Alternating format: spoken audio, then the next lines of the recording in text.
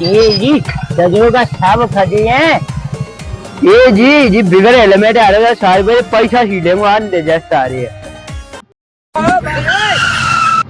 कहाँ जा रहे हो? पूरी सीट में हेलमेट कहाँ दे रहा? ले हेलमेट बाबू ना लगावे तू दरोगा बनाए कौन है तो है?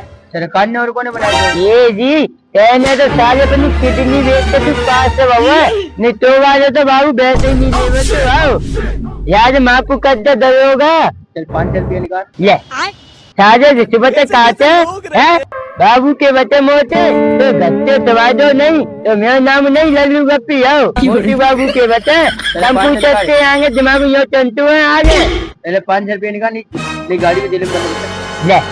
दरोगा साहब तो कर रहे हैं, तू अपनी शिकल मुँह देख लियो, तू दरोगा बनाए कौन है तो है? और कौन बनाओगा? तेने बनाओ। ये जी बता मुझे कजाऊ चल लो बाबू को अच्छा पहले पैसा निकाल पैसे ले। ये तो जिद पे देखो चाबी मत निकालो साहब, नहीं मुझे कजाऊ लगा दो बाबू को।